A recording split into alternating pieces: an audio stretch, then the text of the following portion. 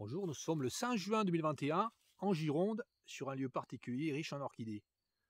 Donc à cet endroit, une jolie orchidée, hein. L'orchis de Fuchs. Enfin, dans le latin, c'est pas orchis, hein, c'est Dactyloryza, donc moi je préfère l'appeler la Dactyloryse de Fuchs. Donc on voit cette fleur, donc j'ai montré déjà des fleurs de ce type là, mais on voit celle-là. La particularité qu'elle a, c'est que vous voyez le label là, c'est-à-dire le pétale du bas. Là, on voit au centre de l'image là un label là, donc c'est-à-dire le pétale partagé en 3 lobes. On voit que le lobe central, hein, qui descend vers le bas donc, est plus long que les autres.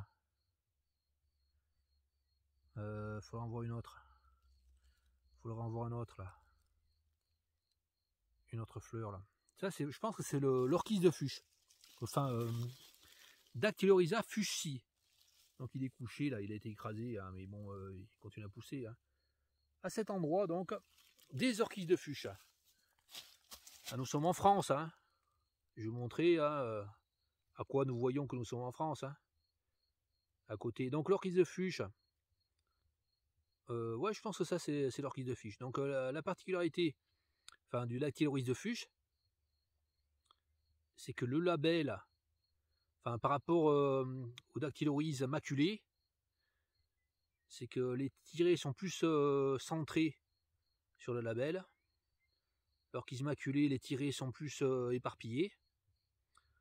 L'orchis de Fuchs, donc je pense que ça c'est l'orchis de Fuchs. Enfin, Dactyloryza fuchsi, je préfère dire le nom latin. Dactyloryza fuchsi a un label découpé, très découpé. C'est le cas ici, avec le label, enfin le lobe central qui est assez long. C'est le cas ici. Dactyloryza fuchsi vit surtout en sous-bois, en lisière de forêt. C'est le cas ici. Bon, il est petit celui-là. Hein. Là, je montre. Hein. Donc là, nous sommes au bord de la forêt. Là, je montre que nous sommes en France. C'est facile à savoir là, parce que là, il y a des tas de déchets. Là, ce sont des câbles. Quelqu'un a vidé les câbles là. Là, c'est les câbles qui ont été vidés. Hein. Donc, ils ont récupéré le cuivre, je pense. Ils ont jeté les câbles en plastoc là, depuis le bord de la route là. 1500 € l'amende hein, si c'est jeté depuis un véhicule. Apparemment, personne ne cherche à prendre ces gars là qui font ça. Donc, comment savoir que nous sommes en France également hein. C'est que là, ça a été. Enfin, eux, ils appellent ça en France. Ceux qui ont les terrains comme ça, ils appellent ça nettoyer. Donc là, sur ce bord de route là, ben, il aurait pu y avoir des orchidées. Hein. Mais ça a été nettoyé. Et puis là, il y a plein de petits arbres qui poussent là. Là, plein de petits arbres minables. Enfin, c'est pas les arbres qui sont minables, c'est les gens qui ont laissé ces arbres pousser là. Ces arbres, ce sont des robinifos acacia. Les robinifos acacia, c'est le plus vieil arbre qu'il y a à Paris. Hein. Donc c'est un arbre d'origine originaire de l'Est des États-Unis. Et puis là, nous avons un gros robinet faux acacia. Hein. Donc ça, c'est le pied-mère qui fournit plein de petits robinets faux acacia là. Donc là, forcément, ça va faire des plantes hautes, enfin des arbres hauts.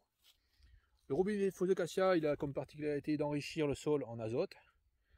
Les orchidées n'aiment pas les sols comme ça enrichis en azote. Ça détruit les orchidées, ça fait disparaître des orchidées. Là, c'est un endroit riche en orchidées. Hein.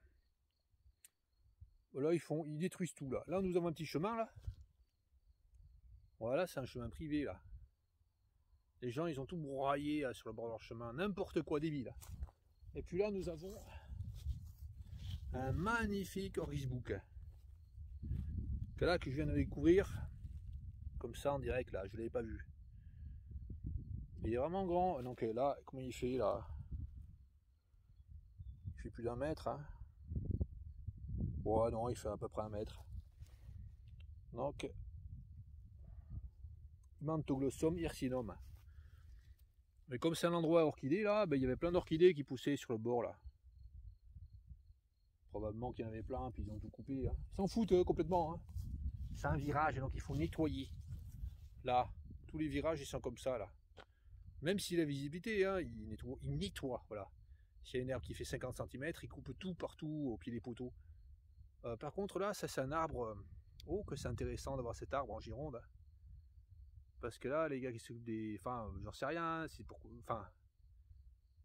Les gens qui s'occupent des bords de route, là, ils sont contents qu'il y ait ces arbres, ça leur fait du travail. Hein. S'il n'y avait pas ces arbres, il n'y aurait pas besoin de faire plein de broyage. Hein. Donc là, il y a plein de robinets feuilles acacia, minables. Et puis là, sur le bord des routes qui ne sont pas broyés de manière maniaque, il y a un petit peu de variété de fleurs. Il y a, par exemple, cette fleur-là, qui pousse naturellement.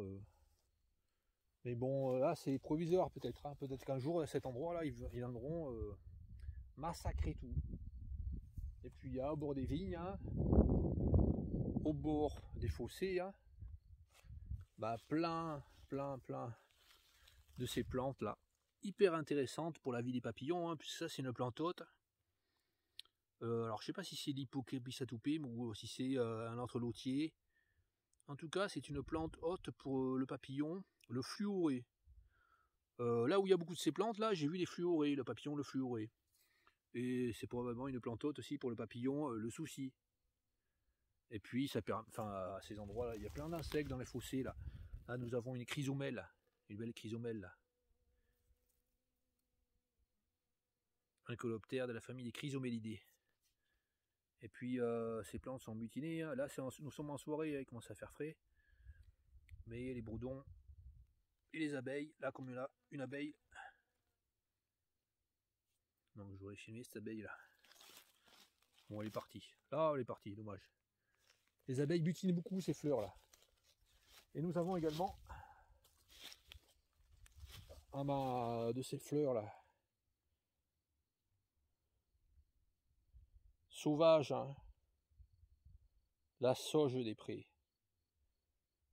La sauge des prés qui pousse naturellement au bord des routes, dans les fossés, partout, là, c'est hyper riche. Donc nous avons des vignes, dans la vigne, bon, ça c'est un autre sujet, hein. Donc là, dans la vigne c'est travaillé, hein.